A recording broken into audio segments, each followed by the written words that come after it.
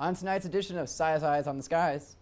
We had a beautiful day around the state today, and that will continue tomorrow, but we do have rain coming up in my 7-day forecast.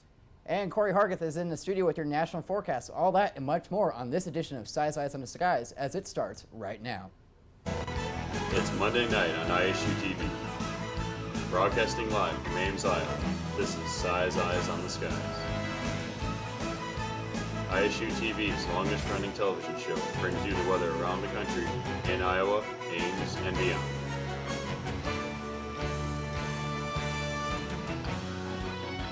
The Iowa State Meteorology Department's team of forecasters keeps you ahead of the next weather system.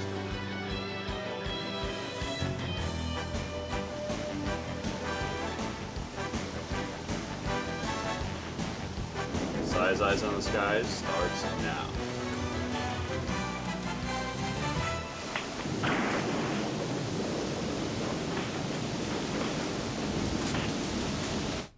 And welcome back to Si's Eyes on the Skies. I am joined by Corey Harguth. How are you this evening? Well, it's good. I have not been in this seat all year now. Oh, wow.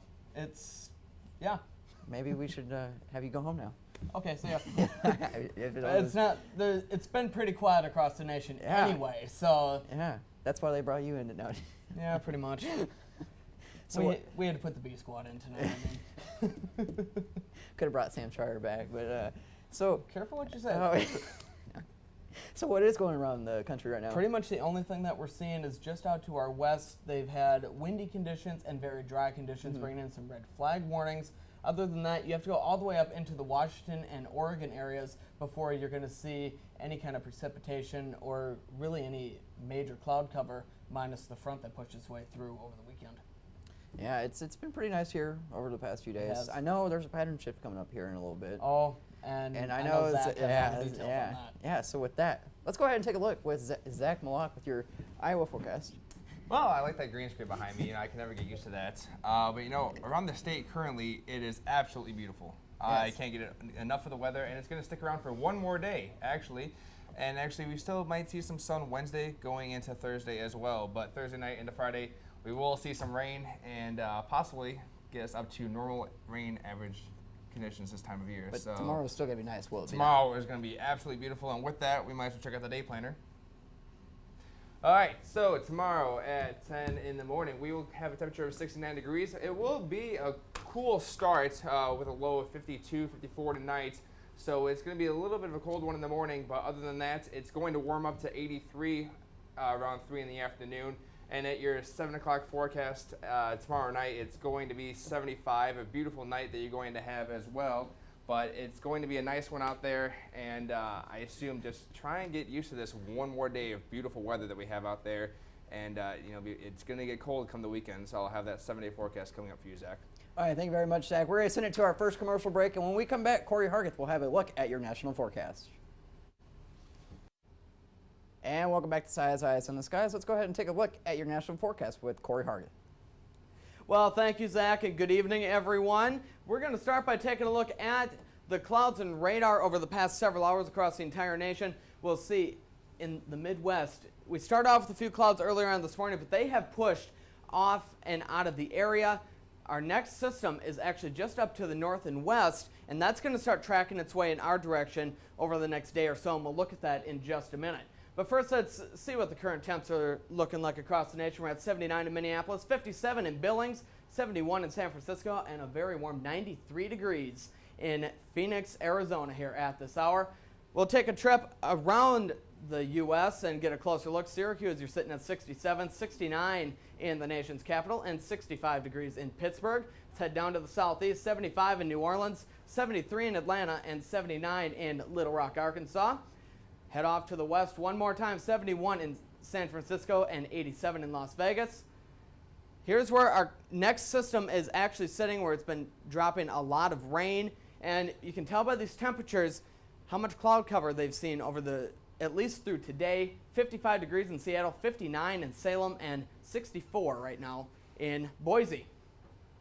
We'll look at the Midwest now. We're at 75 here in Des Moines, 79 in Minneapolis, and 87 in Pierre. So much warmer here in the Midwest, where we saw less cloud cover throughout the afternoon compared to up in the Northwest with all the cloud cover and rain. Here's a look at the active warnings. And we do have a red flag warning for portions of South Dakota and into far northwestern Iowa. Otherwise, everything else we have is all wind related for northern North Dakota. Where is it? There it is. That is a wind advisory, and that stretches into northwestern Minnesota as well, with high wind warnings not far behind it off into Montana. Here's how Futurecast will pan out. The cold front from the northwest is going to start pushing its way in our direction, and by tomorrow morning, it's going to be right on our doorstep. But then by the time we get into the afternoon, that's when it'll be pushing its way through our area and pushing the high pressure off to the north and east by Wednesday evening, bringing in the low pressure, and that's what's going to bring our next chance at showers and thunderstorms here in Iowa, which Zach will talk about in just a minute. So overnight tonight across the nation, much cooler out where they've seen the clouds and rain from our next system moving in. Here in the Midwest, we're actually going to stay in the middle to upper 50s and even some lower 60s down towards the St. Louis area. And tomorrow we're going to get very warm down in the Texas area, 90 degrees in Dallas, 84 in St. Louis. We'll stay cool up in the Northwest, 57 in Seattle, and another warm one in Phoenix with 95 degrees for your expected high. We'll look out to Wednesday, 76 in Minneapolis, 89 in Dallas, and it's going to stay warm in Arizona for yet another day, 95 degrees with clear skies. Our pick city for tonight is going to be Seattle, Washington, where, like I've been saying, they've been seeing all the extra rain and even some snow showers in the higher elevations. And they are going to stay cool all the way through the week. 80% chance of seeing some kind of precipitation on Tuesday with your high of 58. 57 on Wednesday. They do break 60 by the time Thursday rolls around, and it looks like they're going to stay up that way until we get at least through the weekend. That's all I got for Around the Nation. Zach, back to you. Thank you very much, Corey. Thank you. We're going to take a look at tonight's trivia question. On this day in 1985, 4 inches of snow fell in Ely, Minnesota. How much snow fell in the Twin Cities? Your choices are A, a trace, B, 2 inches, C, 6 inches, and D, 12 inches. And we'll have that answer and much more after this short commercial break. And welcome back to Size Eyes on the Skies. Let's take a look at your trivia question once again. On this date in 1985, 4 inches of snow fell in Ely, Minnesota. How much snow fell in the Twin Cities? The answer is a trace of snow. And with that, let's check in with Zach Mlcoch to see if it's going to snow anytime soon. Now, I'm surprised there's only a trace in Minnesota. You know, you think of Ely, you think 4 inches, 6 hours away, you think it could be 8 inches or 12 or maybe 14,000 feet. Anyways, we're having a lovely day around the Iowa area today. We're going to have a warm start tomorrow and actually Wednesday as well. We do have some rain coming Thursday, and after that rain comes in, it will be cooling down around the state with highs actually in the upper 50s.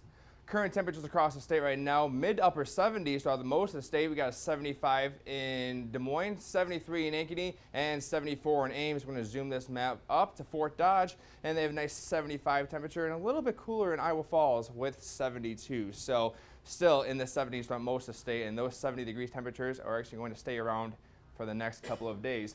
Currents around the state, actually 83 in Sioux City, 75 in Des Moines, and those 80s from the west are going to work its way into the state tomorrow, bringing us some warmer conditions for the next couple days as well.